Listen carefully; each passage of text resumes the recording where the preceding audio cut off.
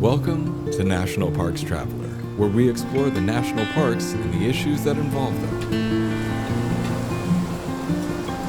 Alaska has 17 units of the national park system within its boundaries.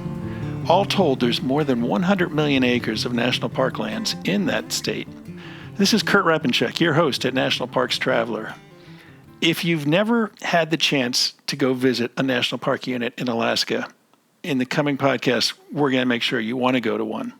I had the great opportunity a decade or so ago to travel with my wife to Glacier Bay National Park and Preserve, where we spent a week sea kayaking and hiking in the bay and on the lands. And it's just an incredible experience. It's nothing that you can imagine here in the lower 48 coterminous states. Contributing editor Kim O'Connell recently had the chance to visit Alaska with her family for about a week or so, and she had an incredible time up there. And it was a vacation, but we're going to press her into working by talking about it, and I'm sure she's going to write some stories. We'll be right back in a minute with Kim to discuss her trip to Alaska. Interior Federal Credit Union's rates have jumped again. Check out their new certificate rates at interiorfcu.org. Maximize your money for the future with terms from 6 to 60 months and a minimum opening deposit of just $500. Bump-up certificates are also available to increase your rate one time during the certificate's term. Ready to start saving? Apply at interiorfcu.org. We are park stewards to ensure our most wild and historic places remain for generations to come. To safeguard our preferred arena for adventure, reflection, and inspiration. We donate 4% of our proceeds, that's revenues not profits, to support America's most wild and historic places. We are Wild Tribute, apparel for the parks. Find out more at wildtribute.com. Full of stunning photography and thought-provoking reads, Smoky's Life is a biannual magazine produced by Great Smoky Mountains Association. Members receive it free of charge each spring and fall, and it is available for purchase in retail stores throughout Great Smoky Mountains National Park and online at smokiesinformation.org. The Everglades Foundation, the only organization whose sole mission is to restore and protect America's Everglades. Learn more at evergladesfoundation.org.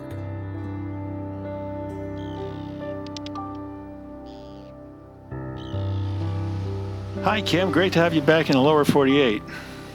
Hi, Kurt. Thanks for having me. I was happy to get back home. You know how it is after a long vacation. Even the best vacations are great, but you always want to go home. So I was happy to get back. Well, how long was it? It was 10 days all told in Alaska. Yeah. No, aside from having to fly there and fly home, that sounds like an incredible trip.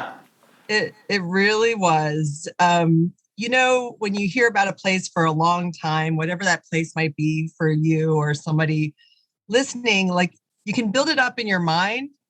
And then when you actually see it, like you just want it to live up to the hype that you created in your mind. And having gone to many national parks, and I've actually seen most of the US states. Alaska was my 49th out of 50 states I've visited.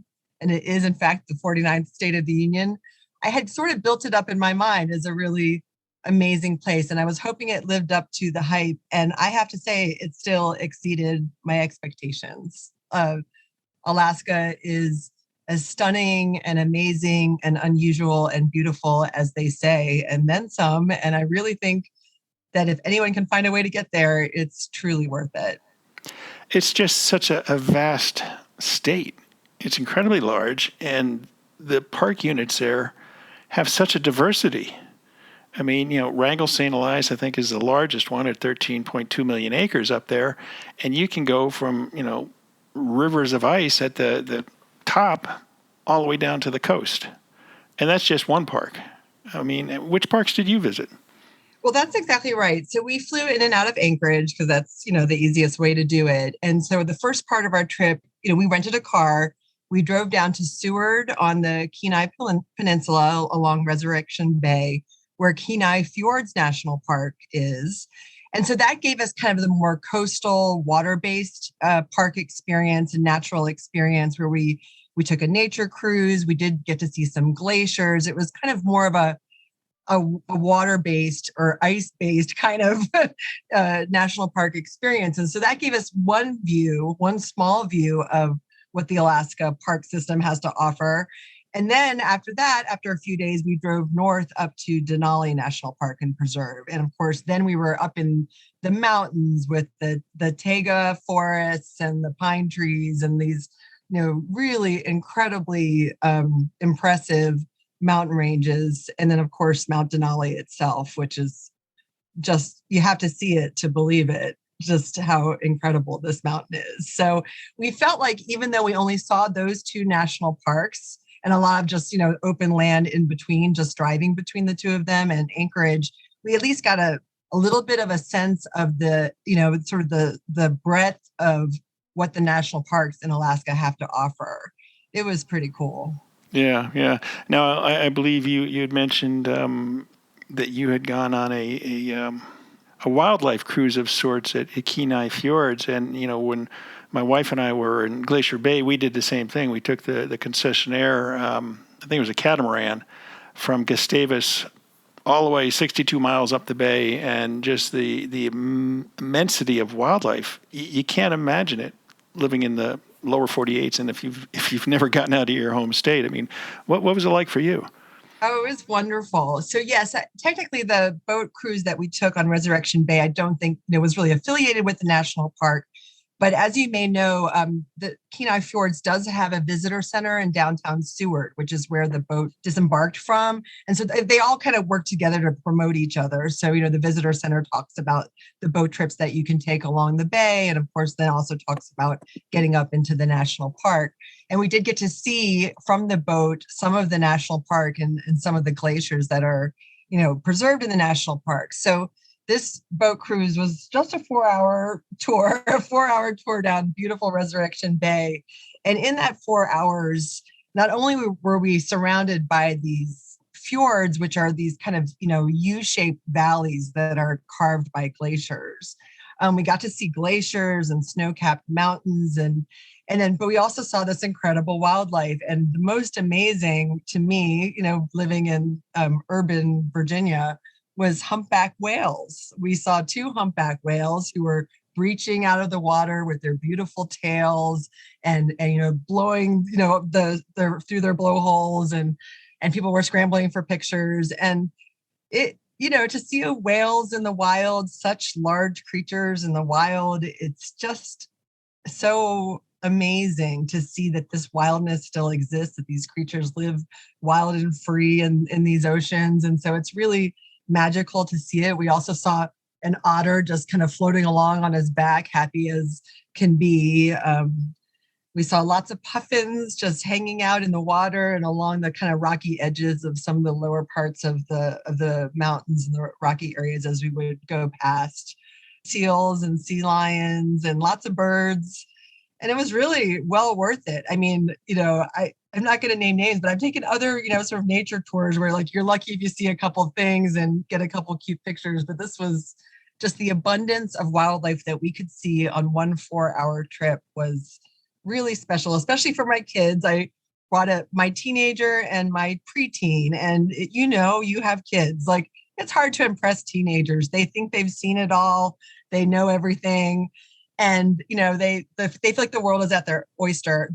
And so it was really cool for me as a mom to see my kids' kind of eyes just get saucer-like and be so amazed at the beauty too. Their teenagers act kind of jaded, and they were so sort of, honestly blown away by the scenery as well. And so that made it really fun for me too. They had so much fun. Yeah, yeah. I'm not a dedicated birder. I can tell LGBs, which are little gray birds, and Yes. Some of the more obvious bald eagles. Those are easier to spot. But on our trip to Glacier Bay, I mean, just in that 1-day cruise, I mean, I saw more species of birds than I think I've ever seen in my life. It's just amazing. It's just such a wonderful sanctuary and. Yeah, just incredible. It is. We saw bald eagles too. And again, not everyone gets to see bald eagles that often, and they're doing well as a species, I think, overall these days, but it's just not the most common bird to see flying by your house. So to see bald eagles flying, over this incredible landscape is still very stirring. We saw lots of seagulls. I could recognize those. We saw lots of seagulls, but between the puffins and the eagles, it was pretty amazing. And then in the kind of more wooded areas, we saw some stellar jays, different birds than what we see on the East Coast. So that was exciting for me too. Sure. Did you see any American oyster catchers? So I wouldn't even know what that is, Kurt. They got this long orange beak. They're hard to miss. Okay, then I don't think so. Yeah. I mean, I'm sure some dedicated birders on that boat cruise or on the trails that we were with might have spotted those, but I don't think we saw them. I think you told me you're going down to Cape Hatteras National Seashore later this summer, and I think they have them down there. So keep an eye out along the shoreline. So there's still hope for me this summer. Okay. There is. You can add to your list. Did you get on shore at Kenai Fjords? Yes, so we did. So what I found very interesting about the two national parks that we visited, and I'm guessing that this is probably true for most of the national parks in Alaska, and you can correct me if I'm wrong, is that these parks have intentionally limited where people can go, easily. So these are not like some of the parks I've been to in the lower 48 where there's a big park road that circumvents the whole national park and that the whole park is crisscrossed by trails. These national parks are preserved for wilderness. So the wilderness quality is the number one element that you encounter. And so that both the national parks I visited had sort of limited areas where people could go easily. I think you can apply for backcountry permits and camp and things like that. So at Kenai Fjords, we went and hiked to the Exit Glacier, which is one very, very accessible glacier for park visitors. And that probably most visitors who come to that national park via Seward hike to the Exit Glacier. And this is a beautiful glacier. And if you know anything about it, it's one of the, most glaciers, when you get up close to them, you're blown away by that blue ice, that blue color that glaciers can have. And so Exit Glacier has that very distinct blue color, and you can see it from some distance away. So we did hike as close as we could get on this kind of shorter trail that the park has designated to get you to kind of an overlook for good pictures. You can also actually take a much longer hike up past the glacier onto the ice field that the glacier comes down from. We did not have time in our schedule to do that much longer hike, which I think would be amazing. You went all the way to Alaska and you didn't do that hike? Well, because we didn't have we only had 10 days, lots of ground to cover, and we had to sort of parcel out what we could do. But it was important for us to see what we could see on foot. The most remarkable thing, aside from the beauty of the glacier, is just how fast it's retreating. And so it's hard to have the real world, kind of intrude on a vacation, but you can't escape it in the national parks, and especially in our business where we're journalists and we're always kind of paying attention to what's affecting these national parks. And of course, because of climate change, there's glacial melt that's happening all over the world. And it's very dramatic at Exit Glacier. And what I find very interesting is that the National Park Service has put up signs with years, with dates, to see where the limit of the glacier is and how much it's retreated, starting, I think, the first one might be sometime in the early to mid 19th century, I think, was one of the first years that they have posted as to where the glacier was and where it is now. And so I think the most recent sign that they had put up was for 2010. And so what is that? So that's 12 years ago. I couldn't believe how much this glacier has melted and retreated since 2010.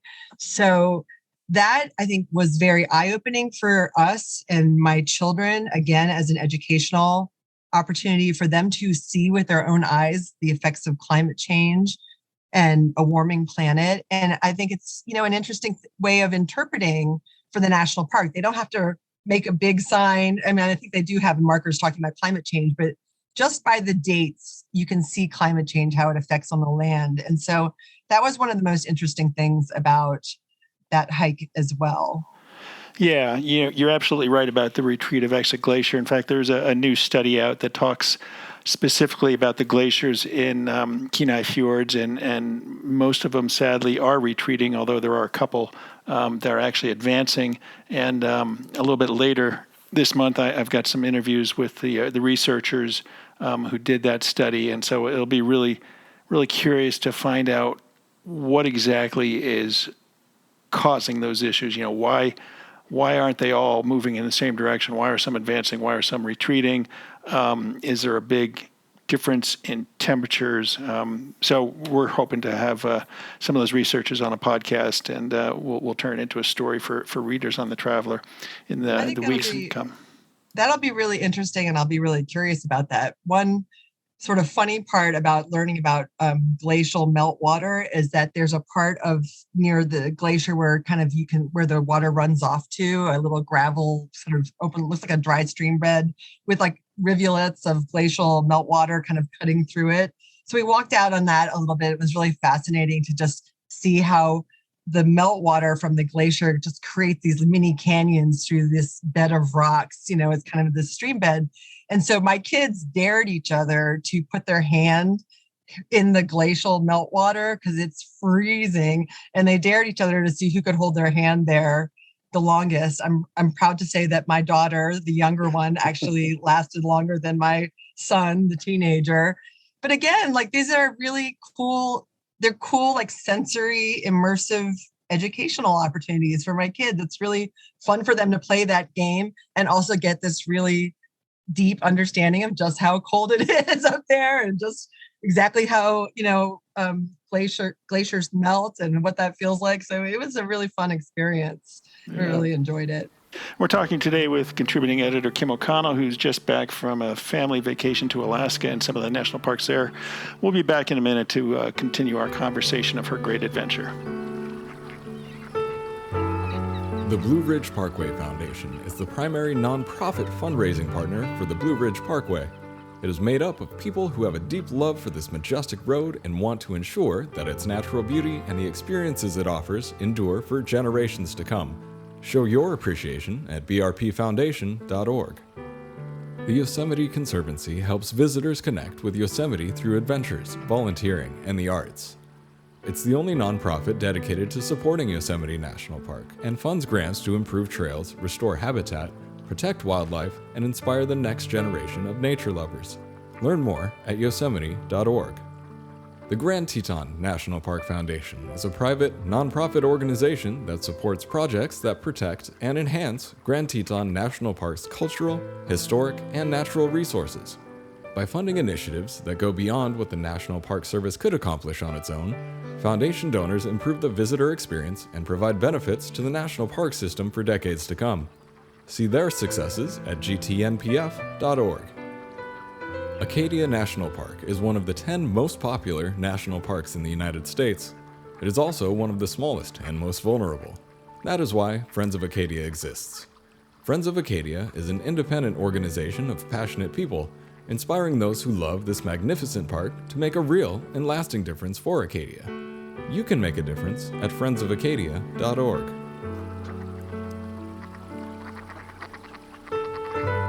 Kim, you were talking about exit glacier and sticking, your kids sticking their hands in the glacier melt as it came off.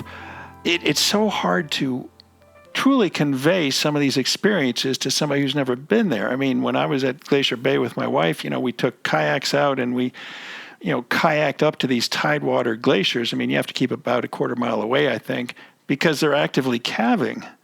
These huge shelves of ice just breaking off, and you see it first, and then the sound catches up with you, or maybe it's the opposite, the sound. And anyway, it's just a phenomenal experience, and to be able to see that in person, it lives with you for the rest of your life, I can imagine.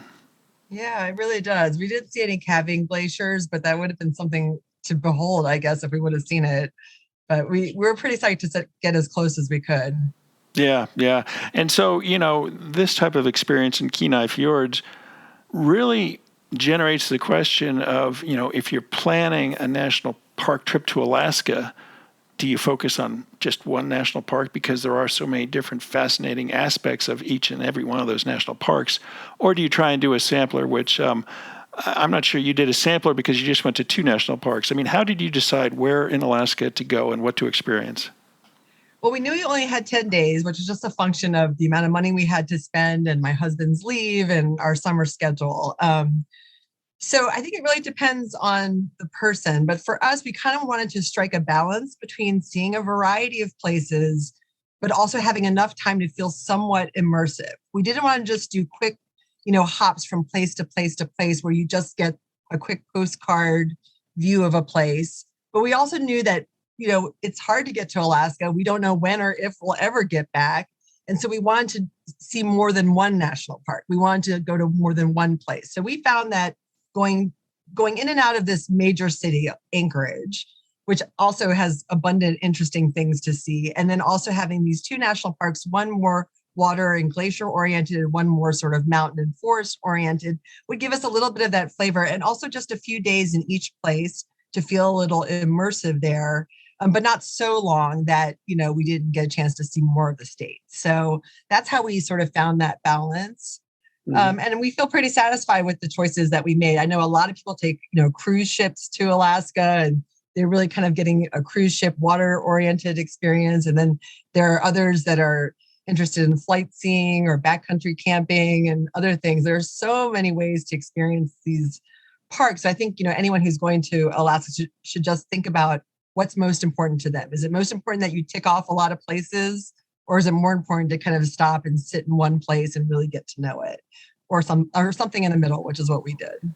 Yeah, no, absolutely. And Rebecca Latson, our contributing photographer here at The Traveler, has been to both Katmai National Park and Preserve and Lake Clark National Park and Preserve, specifically to see the coastal brown bears. And the images that she brought back, and anybody who's spent any time on the internet and likes national parks knows about explore.org with the bear cams up at Katmai. Yeah. You have to think, well, geez, if I'm going to Alaska, I want to go to Katmai. But then, if I want to see glaciers, I want to go to Glacier Bay. But then if I want to see, the tallest mountain in North America, I want to go to Denali. So it's just an overload of decision making. Well, it would have been absolutely amazing to see those bears in person. But one of the reasons we decided not to go to Katmai, in particular because of our short time, is that because they do have that amazing bear cam that anyone can log on and see live at any moment what's happening at Brooks Falls with those brown bears. So we thought, well, we can say that for another time. And in the meantime, we can satisfy ourselves by going on to the NPS bear cam and check out what those bears are doing, because it really is cool to see. And I can't imagine how amazing it is in person. So that'll have to be another trip for us. But yeah. No, I think every day I run across one of the images from Katmai, and, to see a dozen or 2 dozen huge brown bears in the Brooks River fishing is just like, it blows you away. Yeah, I know those bears get really fat as the year goes on too. So I think that would be neat to watch, like depending on what time you could get there to see those super fat bears. Yeah. Well, and of course they're coming up on the annual Fat Bear Contest, which kicks off in September. So pay attention and get your votes in for that. So how did you get from Kenai up to Denali? By a long car ride. I think it's about a 4 or 5 hour drive from one place to the other. My family and I are big road trippers. We love to see the world by car to the extent that we can. We drove from Virginia to Theodore Roosevelt National Park in North Dakota once. We drove from Virginia to Yellowstone and Grand Teton another time. So we are no strangers to being in a car, because we just love the changing view of the world that you get when you're on a road trip. And I know that's not for everyone. So we knew that we'd have no problem. The kids would have no problem being able to entertain themselves by looking out the window for a 5-hour car ride. And especially in Alaska. Now, the Parks Highway, which is the main highway that connects, Anchorage with these two locations, is a stunning highway. Like, just to drive along that highway, you are surrounded by mountains and huge vistas.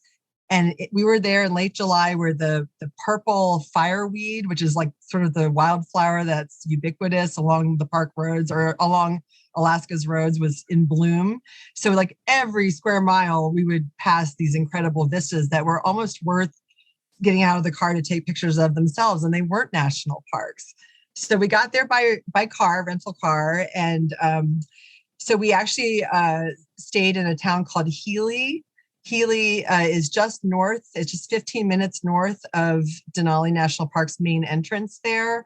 And so we got an Airbnb there in Healy, and so it gave us great access to the national park. And we, again, I think only had 2.5 days in Denali, which sounds painfully short, I know, but again, and we had to make some decisions, but it was an incredible 2 days. And one thing that was on our side is that, of course, in the summer in Alaska, because it's so far north, it's the land of the midnight sun. Sunset was not until about 11:20 every night p.m., 11:20 p.m. every night that we were there. And so, I don't have small children. We could all stay up late. We were in the national park until midnight one night. And it was still light enough. In fact, we saw 2 moose kind of just hanging around this little wetland area of the national park around 11:30 at night. And so there was a moose jam, and we weren't alone. There was a little moose jam. A bunch of cars had pulled over because these 2 beautiful moose were just hanging out, kind of drinking a little water from this little wetland area, this little pond. And that was like at 11:30 p.m. at night. So even though we were only there a few days, like I really felt like we maximized our time there, in part because of the where it is, because there was daylight for so long. So it was pretty amazing. One thing about the mountain, though, is that you probably know that in the summer, most park visitors only have a 30% chance of seeing Mount Denali. And I'm sure you know that, Kurt, but that's because it's wetter in the summer in Alaska, and because the mountain is so tall, it kind of creates its own weather. It kind of traps the clouds around it. Yeah. And so we only saw Denali, the mountain, on our very last day there. So that was kind of a special thing to see right when we were about to finally head back to Anchorage and wrap up our trip. Yeah, no, that timing is everything. So were you able to check off the big 5, I think they call it? So the big 5 are the top animals that people are looking at. And so what are they? So it's a grizzly or bear, moose, caribou. Mountain What goat, about I believe. Mountain goat? What's the 5th one? Bighorn sheep. Bighorn sheep. So all we saw were moose and caribou, unfortunately. We did see a grizzly bear in captivity between our 2 spots. There's a wildlife conservation center not too far from Seward that we stopped in, and we got to see a grizzly there. We did not see a bear in the wild, which we were all really hoping for. We had seen a grizzly in Yellowstone when we were there some years back, but we have black bears on the East Coast. Like we don't have grizzlies, brown bears. So we didn't get to see a bear, and we kept looking for, mountain goats and, sheep that would be higher up in the elevations. And we did not have binoculars with us, which was a failing on our part. If we had, we might have been able to spot some of those animals in the distance, but we did see caribou and moose, and that was still really amazing for us. And we did carry bear spray, almost hoping, like, if we carry bear spray on our hikes, then maybe we'll actually come across a bear, but unfortunately it didn't happen. So, or fortunately, depending on the circumstances. Did you take the park bus ride? So we did not do that for a couple of reasons. If readers don't know, or viewers don't know that, so the national park has a 92-mile park road. And again, that's what I was talking about, in that they limit visitors because they want to keep most of the park as wilderness and wild. So past mile 15, all national park visitors have to take a bus if they want to continue on to the end of the park road. Now, as you may have heard, there was a bad rock slide that happened last year. The Pretty Rocks landslide happened. It closed the park road at the 45-mile mark. So this year, for this entire year, visitors are only going to milepost 45 and then turning around. So we again had limited time, and we thought you can see more of the park by bus, obviously, but because the bus wasn't going all the way to the end, and we had limited time, we decided to just do some hiking, spend more time hiking than sitting on a bus. So I think if we'd had more time, we would have taken the park bus, because I know that there's a greater chance of seeing the big 5 animals if you're on the bus. You go deeper into the park's interior, you're farther away from like the visitor center complex and where a lot of people are. And so I know that bears and other animals tend to come out a little bit more the deeper you go, but we opted not to. I do recommend that people do it if they do get to Denali and if they have a little bit more time. How are the crowds? I mean, here in the lower 48, we keep hearing about Yosemite's crowded, Yellowstone's crowded, Grand Teton's crowded, Rocky Mountain's crowded, Acadia's crowded. I could keep going on. Yep. It did not feel that crowded to me. And part of that, even with the way that these two parks kind of funnel visitors into certain areas, it did not feel very crowded. There were plenty of people. So we were never alone on these popular trails. So there were people, but I've been to crowded national parks. These parks did not feel very crowded to me because there is so much space to spread out. Yeah. So we were in a few of the most popular areas, like there's right at milepost 15, right where you either need to get on the park bus or turn around. There's a wonderful area called the Savage River that comes through Denali there. Right. And there's a beautiful series of trails along there. And so we did quite a bit of hiking around Savage River. And there were plenty of people on the trails, but never did I feel like it was crowded per se. So I guess there was a couple of times we did have to wait for a parking spot just because the parking lots weren't that big, but I wouldn't say that, there was no parking. I mean, I've been to Acadia in the high season where you can't get anywhere close to Jordan Pond or some places that are the most popular areas. We could certainly get everywhere we wanted to go, especially if we just exercised a little patience. And we felt like we had plenty of space to spread out. But it was clear that these parks are still very popular. And the few other visitors we talked to were all from the lower 48. I mean, it's attracting a lot of people getting on their planes, especially now that COVID has subsided somewhat, and flying up to Alaska. So we met quite a few people. We met a couple from Florida who asked us to take their picture with Mount Denali in the background and some other folks. So crowds were not too bad. Good to hear. Good to hear. We're talking with Kim O'Connell, who just returned from a wonderful trip to Alaska and Kenai Fjords National Park and Denali National Park. We'll be back in a minute to continue our conversation. Washington State is graced with 3 spectacular national parks, each different and special in their own unique ways. As the official nonprofit partner and the only philanthropic organization dedicated exclusively to supporting these parks through charitable contributions, Washington's National Park Fund has a mission to raise private support to deepen everyone's love for, understanding of, and experiences in Mount Rainier, North Cascades, and Olympic National Parks. Share your passion for these parks at WNPF.org. Whether it be strategy, business planning, change management, board development, executive search, or diversity planning, Potrero Group is here to help.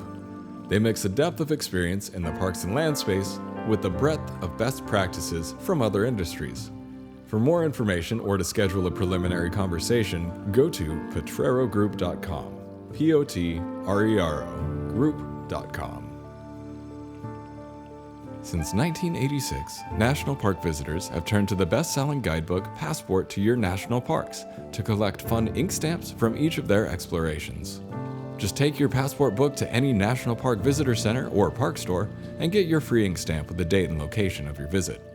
Personalize your passport even more by adding stickers, logging your favorite hiking trails, and mapping your next adventure. You can also show off your love for our national parks with passport-themed apparel and accessories. Best of all, 100% of proceeds from the Passport program support your national parks. Stamp your passport as you capture stories, preserve memories, and discover America's natural and historical treasures. So, Kim, I'm sure you came back from Alaska with lots of wonderful memories and more than a little desire to go back to Alaska. Have you given any thought to, if you had that chance, what parks you would go to and why?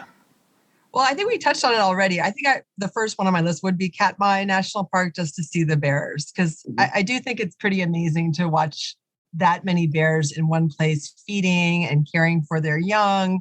I know that when I go on to the park cams, you can often see mothers and cubs together, and the mothers are sort of showing the cubs how to feed on the salmon that are, swimming upstream. And so I think that would be number one on my list. And almost any of the other ones, like there's so much to see there.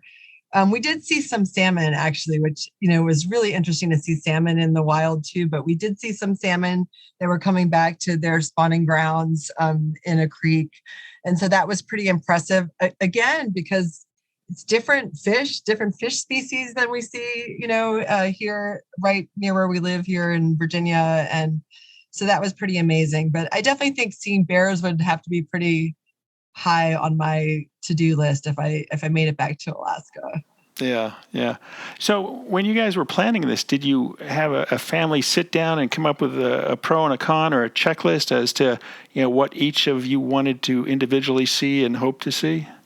So I have to say that my husband, Eric, did most of the planning for this trip, but he knows me and he knows our family very well in terms of our likes and dislikes. And that's why, for instance, that he opted to do sort of a land-based trip versus a cruise. We did take that half-day cruise, and we felt like that was one way to kind of get that boat fix a little bit without sort of spending our entire trip on a cruise. So he did most of the planning, and he's sort of nerdy this way, and I'm going to just say he's nerdy on this podcast, but he's sort of nerdy in that he did consult with their whole family. But what he did was create this spreadsheet with our entire itinerary, and he created links to all the different places that we were doing. And he gave like a presentation one day to our family as if he was like in a boardroom laying out our whole itinerary for discussion. And it was so fun. We actually presented this trip to our kids on Christmas Day last year. And so they had other Christmas presents, but we had sort of the secret vacation box where they were going to find out where we were going this summer for our vacation. And so when they opened it up, we had things inside, like we had a t-shirt with a grizzly bear on it. There was a puzzle with, I think like, Western salmon on it or something. Like there were different things. And the very last present in the box was our plane tickets and a map of Alaska and the Denali National Park brochure. So we sort of enjoyed having this ahead of us for so many months, planning it, getting the kids excited about it, and then actually going on it. And like I said at the very beginning of our conversation, like to have that much anticipation, I wasn't really worried about it, but I was just wondering if the trip would really live up to the hype that we were creating in our own family about it. And it really did. It really did. These parks are incredibly special places. I know you talked about the state has over 100 million acres of national parks. Like it's an incredible gift to this country that Alaska National Park Act of 1980 created so many national parks in Alaska. It's like such a special part of our national park system that not as many people get to see. So I feel very lucky that we got to do it. And it was pretty awesome. And it's changing rapidly, the landscapes. I mean, you mentioned the retreat of the Exit Glacier. You mentioned the landslide of Pretty Rocks up at Polychrome Pass. And, those are just two examples of what's going on. And you have to wonder in your mind, what are these places going to look like in 20 years? I mean, is Exit Glacier going to be in view, or are you going to have to hike 15 miles to get to it? Yeah, I had thought those thoughts a lot while I was there. And I didn't want to let too much sort of negative thoughts enter, but I couldn't help but think about how much the landscape is changing. The Pretty Rocks landslide, I was reading on the park website about this because, of course, they've done a pretty good job of keeping visitors updated on this landslide. They think that landslide, that sort of subsidence of the land under the park road there, has been happening since the 1930s, slowly. So slowly that it didn't obviously compromise their ability to have a road there, to run these buses back and forth on the road for decades, but it accelerated. And it finally got to the point where it just washed out the road and the road is impassable. And so I know that travelers have been covering what's been happening in Yellowstone and all the discussions about how they're going to reroute different parts of the park road through Yellowstone, and maybe they'll have to think about that. And I wonder whether they're going to do the same thing with the park road in Denali, because obviously these things are just accelerating, and that's related to climate change. It's because, the snow caps are melting. There's more water kind of running underneath these rocks and these landscapes, and it's clearly causing big changes. So yeah. In case of Pretty Rocks, I believe it's the melting of the permafrost is allowing for the slippage. And they've got a relatively easy fix at Denali with the park road as opposed to Yellowstone. I think they're going to build it's a 400-foot long bridge to span that slide area, and I think they're pushing quickly on that. And I think by 2024, if not by the end of 2023, it'll be fixed and the road will be open again.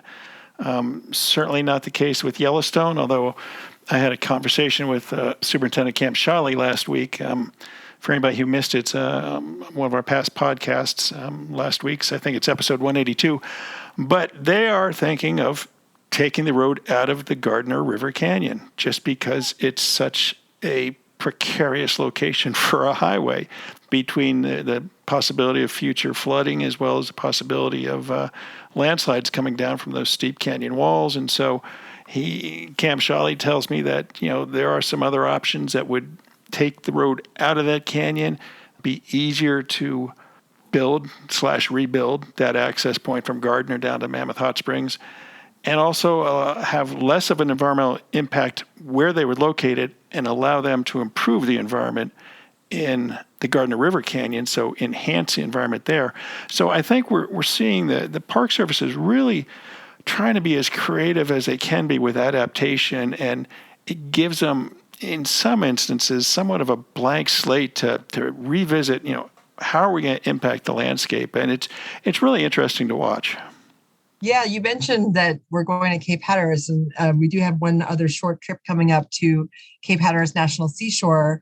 And what I'm very curious to see is that on Hatteras Island, they've just opened a section of road that they had to reroute around the town of Rodanthe, which is part of like these trio of towns on Hatteras Island, just north of a big chunk of Cape Hatteras National Seashore. And they rerouted that road because it kept getting washed out because of erosion, and the sea was washing over, and it was, undermining these houses. I know that the Traveler covered some of the houses that fell into the ocean. So this section of rerouting just opened. We're going to be seeing a lot of this, figuring out how to change our infrastructure to adapt to a rapidly changing landscape. And then, like you said, if there's ways that they can do that also protect the environment or help restore the environment, that's all to the good. So we'll see what that looks like. Yeah. Well, Kim, thanks so much for visiting with us today. And any parting tips you would have for our listeners in terms of if they're contemplating a trip to Alaska? Well, give yourself some time, I would say. Like, really, this is not a trip that you could just sort of come up with and say, oh, I'm just going to point at one spot in Alaska and I'm going to go there. Like, you have to be prepared for Alaska. The distances are vast. It takes a long time to get there. You can't sort of underestimate the time involved to get from place to place. Also, it's, weather is very changeable there. We were there in the summer, but we had to pack for all different kinds of environments because especially in the summer, when a lot of people travel there, we had vast differences in temperature and weather and rain. So it does require quite a lot of advanced planning. And so I would just recommend that people really kind of think in advance about what they want to get out of Alaska trip. Think about the conditions there. Know that this is very rugged, wild territory. And this is a state that prides itself on its rugged wildness. So, and the national parks are managed in a way to protect that rugged wildness. So you have to really be prepared for that. So just give yourself time, look on the Traveler, look on the Park Service website, try to really get as much information as you can. But I guess I would just conclude by saying it's so worth it, though. It's so worth it. So I really do hope that people can find ways to get there. It's such a beautiful place. Yeah, and we're really looking forward to the stories that you managed to bring to us and the readers on the Traveler, and to live vicariously through your words. Great. Thank you so much. Thank you, Kim. That's our show for this week. We hope you enjoyed it. Next week, Lynn Riddick will be back with an interesting interview with Dr. Will Rice. He's an assistant professor of outdoor recreation and wildlife management at the University of Montana. And he recently did an interesting study into recreation.gov, that portal for reserving campsites and other activities in national parks and across other public lands in the country. A lot of controversy over recreation.gov and how usable it is or isn't. And he has some really interesting insights that I think will raise some concern. And that'll be next week on National Parks Travelers Podcast. For The Traveler, this is Kurt Rappencheck. See you in the parks. The composers and musicians at Orange Tree Productions have created a unique collection known as the National Park Series that has grown to include more than 30 CD titles. Composed against the backdrop of a park's sounds of nature, These musical scores will connect you with these beautiful places and take you there, at least in your mind. This collection is the #1 selling national park audio series in the world and provides the background music for National Parks Travelers podcasts. Visit them at orangetreeproductions.com. Editing and production work for the National Parks Traveler podcast is done by Splitbeard Productions. You can learn more about us at splitbeardproductions.com. National Parks Traveler is a 501c3 nonprofit media organization that provides daily editorial coverage of national parks and protected areas. Traveler's coverage is made possible by reader and listener donations. Visit nationalparkstraveler.org.